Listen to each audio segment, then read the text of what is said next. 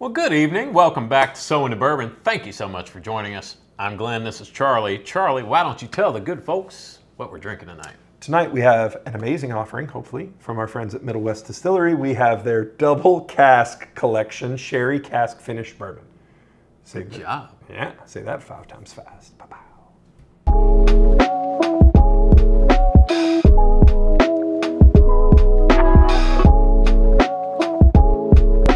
Okay, so Middle West double cask collection, Sherry Cask Finished Bourbon. That was excellent. Aged 6 years, right? 6-year age statement. I've never seen this before. When you called me from Carmel, all excited to tell me that you found it, I was like, hell yeah. Don't even know what it is. But a month and a half ago, we didn't know what Middle West was. No, and we this didn't. is one of the most fun parts of what we do is interacting with you, our viewers. And we had a viewer send us an email. I cannot remember his name.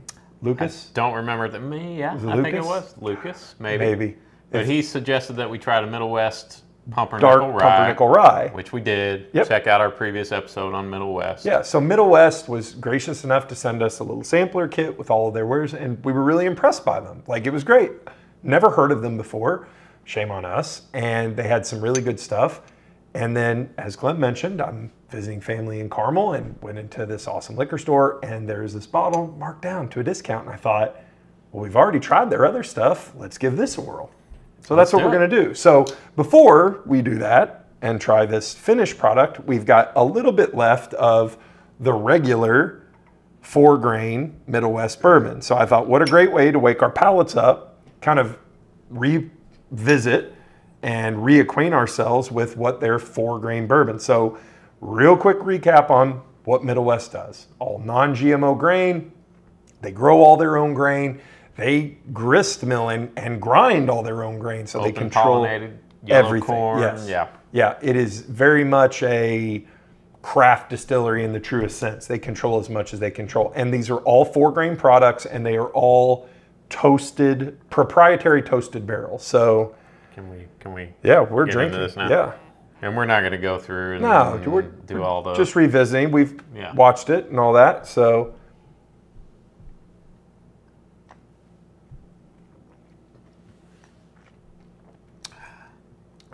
Just as tasty as I remembered. yeah. Lots of caramel there. Lots of caramel. Caramel. I instantly remember why I enjoyed that episode so much is because you really taste the grain. Yeah, like you really, the grain influence is really good, and it's there, and you kind of ride it all the way through. It's got great, that corn flavor. It's got some maltiness from the malted barley, and it even has a little bit of that wheater funk, which I really don't like, but in this case, I don't mind so much. A little bit of black pepper on the end. Yeah, nice little spice. So this product is 6 years old, which is amazing because it's their distillate. This isn't sourced, and it is their typical 4-grain mash bill, which is non-GMO, open pollinated yellow corn, soft winter wheat, dark pumpernickel rye, which is unusual, and 2-row barley instead of 3-row barley because it has a higher starch content. We do not know what the percentages are. We do not. We know it's aged 6 years, as previously stated, 97.25 proof. Price tag. Retails for $99.99 or more. I got this from Classic Spirits Liquors in Carmel for $79.99 plus tax. I love getting a deal. This is a Solera Sherry Cask aged. Solera Sherry Casks. Solera aging is where you pile up the barrels into a pyramid and they sit out in the sun and age there. So interesting. And what a beautiful bottle. Unbelievable. Yeah, here's the tube that it comes in. Great presentation, beautiful. So the question is that a YouTube? Yeah, that's a YouTube. Oh, okay. Mm-hmm. The question is it worth it? Sure looks good. It has a nice kind of brown. Pretty dark. It really clings to the glass well. It does. Puts a nice ring around Looks it. pretty viscous. Yeah, it doesn't slosh around much for 97.25 proof. Let's nose.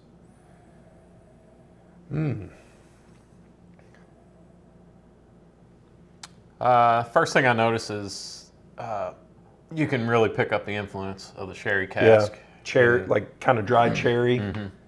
which I'm glad. We had a little argument before we started on whether we were going to taste the bourbon first before we did this. And Charlie won as usual. And now I'm glad we did. Yeah, So, because now cheers to you you. can, and this is what's fun about companies that have a non-finished and a finished product is you can compare them and you can see how that finishing process affects the nose and the palate. In full disclosure, I've been a little clogged up the past couple days, so just know that going in. You got COVID? I don't have COVID, That he but knows of. my allergies are going crazy, so I'm not It sure. is, yeah, we how- are in the Ohio River Valley. Not so that I have a finely tuned palate or nose to begin with, but well, maybe a little off tonight too. So I'm not getting a lot of complexity. It is. on the nose. It is somewhat muted. There's not a ton of character on the nose. I get a lot of dried kind of cherry, almost like dried cherry skins or something. Like not a whole cherry, like just like what was cherry. I do get a really kind of funky pepperiness to it There is that a pepperiness. I really like on my nose. It kind of tickles the nose. Very little ethanol for 97.25. It's a pleasing nose. It's just different. But I feel like everything from Middle West has been a little understated, which I'm excited. So let's get into it. Middle West.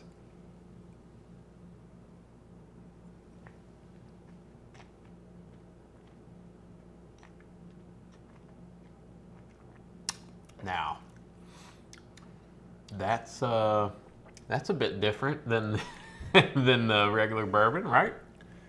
A bit. Yeah. That. Wow. That just kind of explodes on your palate, doesn't it? And you kind of ride that from front of tongue to back of tongue. Like it gives you a real sweet fruit splash up front, like on the tip of your tongue. And then you start getting into like some, there's definitely some oakiness in there. There's some oakiness. I feel like that cherry note that you picked up on the nose really carries through to the palate. And then like a really deep caramel and almost a dark chocolate flavor. Almost like I just took a bite out of a Milky Way candy bar. And it's just kind of, I feel like it's way in the center of my tongue now. There's a lot of competing flavor in this. It's kind of like, we used to call it, it's a roller coaster because you're real sweet and then you're kind of spicy and then you're kind of like, you kind of ride the whole wave on this one. And then that sherry barrel, I think, comes through really nicely on the finish. I do too. The finish does kind of dry up a little bit like you would expect.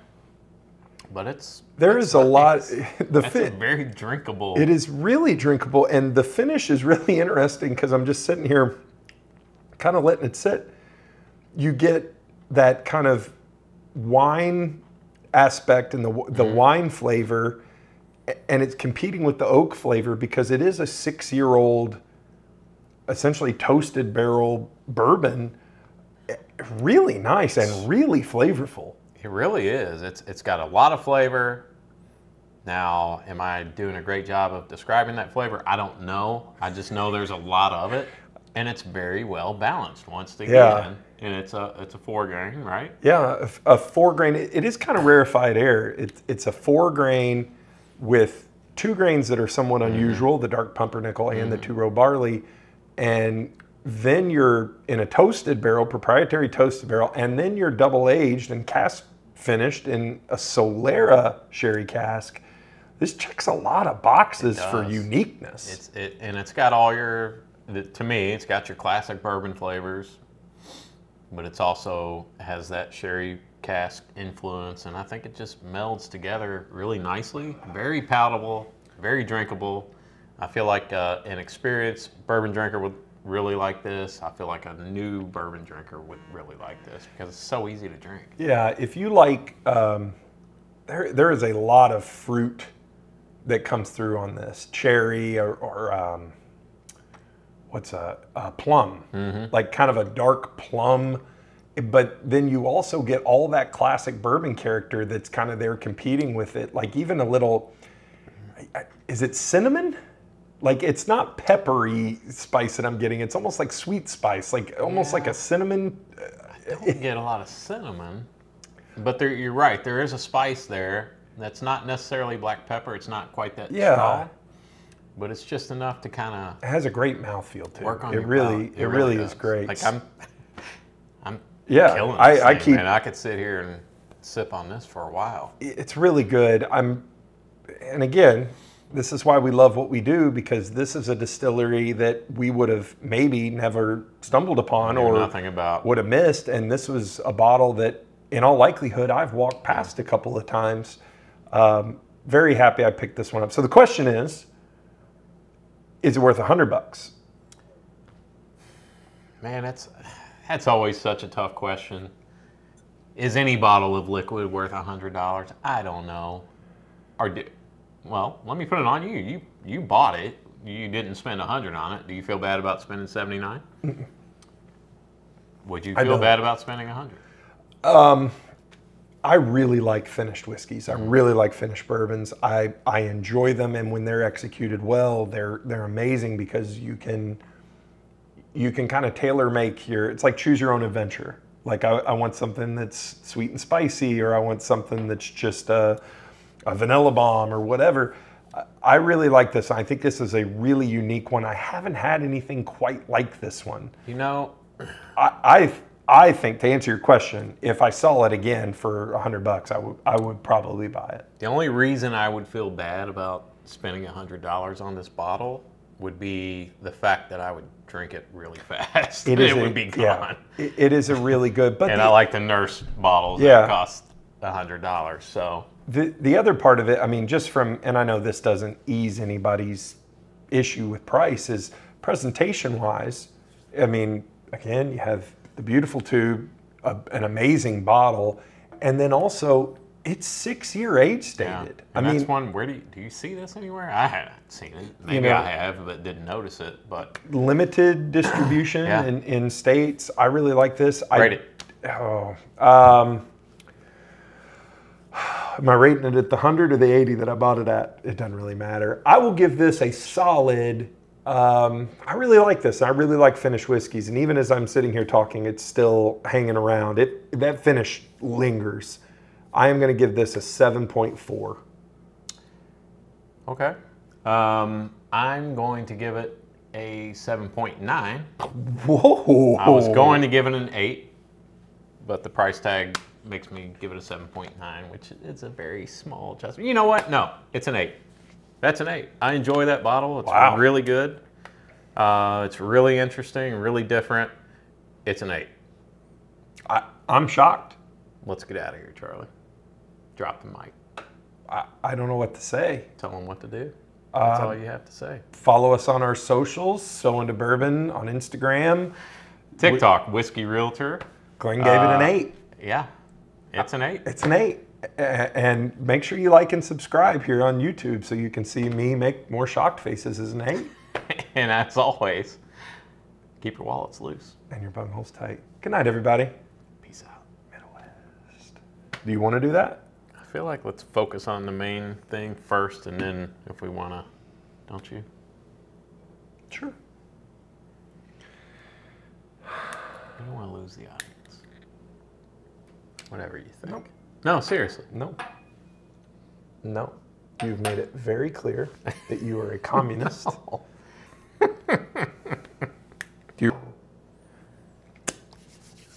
Oh, I did It it. makes me so uncomfortable. I did it.